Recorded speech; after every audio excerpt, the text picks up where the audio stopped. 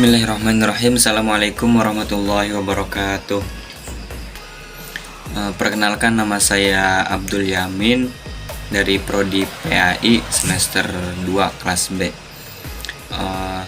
Tujuan dibuatnya video ini untuk memenuhi tugas mata kuliah landasan pendidikan, yaitu untuk membuat video menganalisis dan menganalisis sebuah video yang diberikan oleh guru kami, oleh dosen kami. Ada video yang harus kami simak, ada yang harus kami analisis. Kemudian ini kami menyampaikan hasil analisis kami yang telah kami simak, yang telah kami tonton di video tersebut.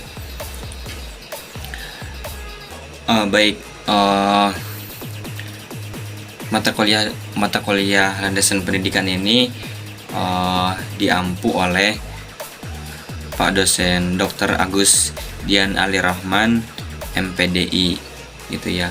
Ini kami menjalankan dibuatkannya video ini untuk memenuhi tugas beliau. Baik, langsung saja ya. Ini kami hasil analisis kami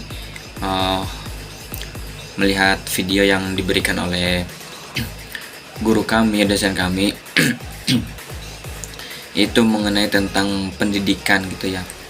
Dalam sebuah video tersebut disampaikan atau pemantiknya itu bagaimana kita harus belajar, terus kapan, di mana, dan dengan siapa. Kemudian dalam video tersebut dilanjutkan untuk menjawab pertanyaan itu untuk disimak videonya gitu sampai selesai. Nah, kami telah menyimaknya. Kemudian video tersebut berisi beberapa pendapat dari tokoh-tokoh besar di dunia ataupun dari organisasi UNESCO, gitu ya.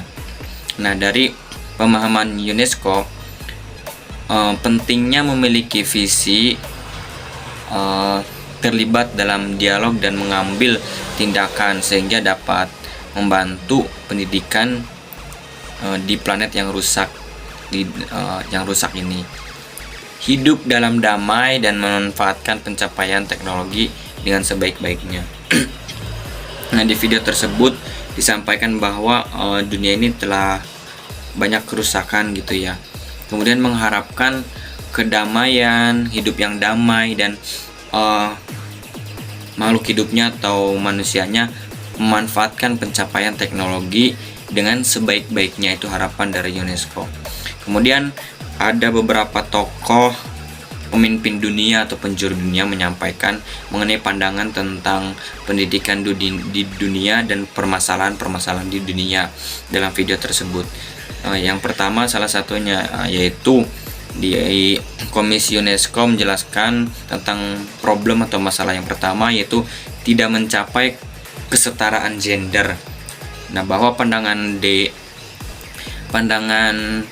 tokoh dunia ini berpandangan bahwa ada masalah di dalam pendidikan, yaitu tidak adanya kesetaraan gender yang terhadap laki-laki dan perempuan. Masih ada pembeda gitu antara laki-laki dan perempuan. Kemudian di situ juga disampaikan untuk solusinya atau memberikan solusi untuk membangun keterampilan dalam dunia kerja pada abad di 21 ini, gitu. Kemudian disampaikan lagi masalahnya itu tentang kesenjangan digital, bahwa saat ini di dunia masih ada kesenjangan digital, gitu, tidak ada kesamaan, masih ada pembeda lah, gitu. Kemudian ada lagi ya, bahwa masyarakat mengharapkan pemimpin dunia mengharapkan masyarakat yang inklusif, gitu, yang menerima.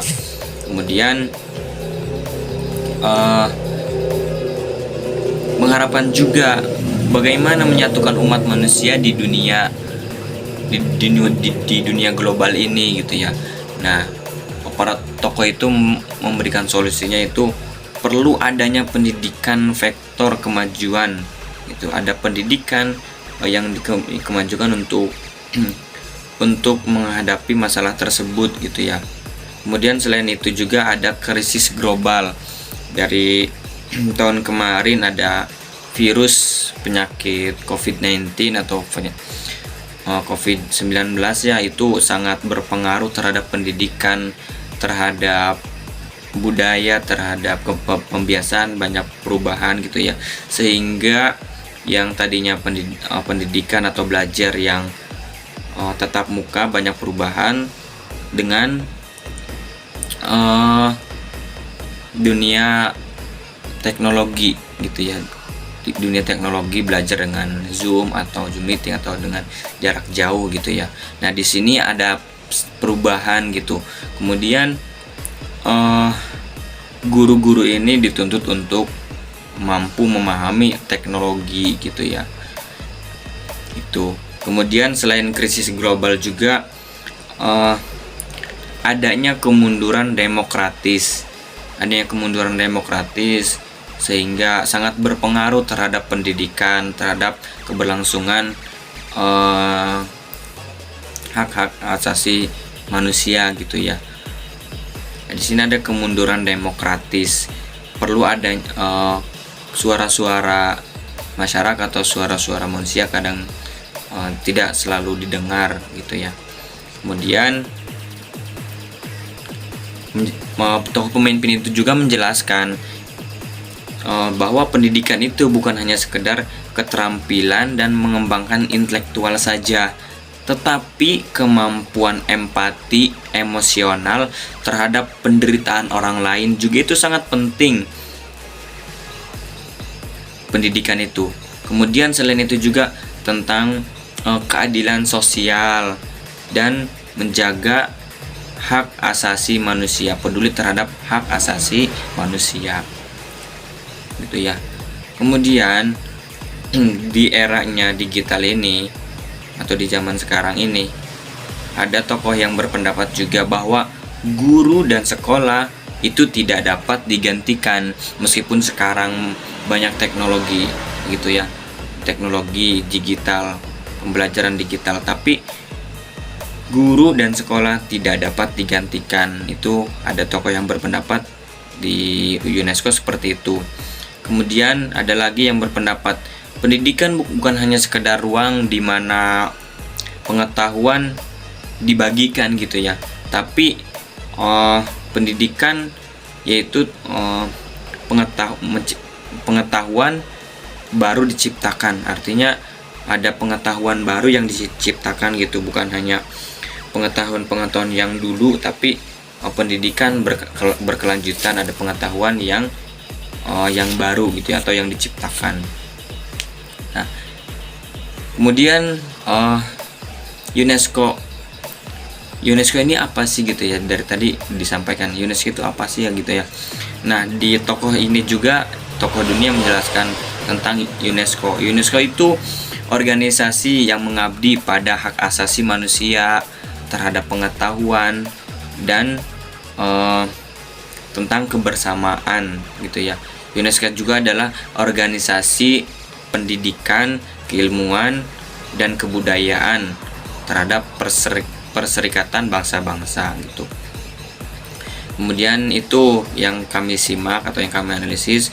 Kemudian dalam video terakhir ada tokoh yang menyimpulkan atau menyampaikan kesimpulannya bahwa dunia ini kita perlu kerjasama dan komitmen untuk memperluas pengetahuan gitu ya.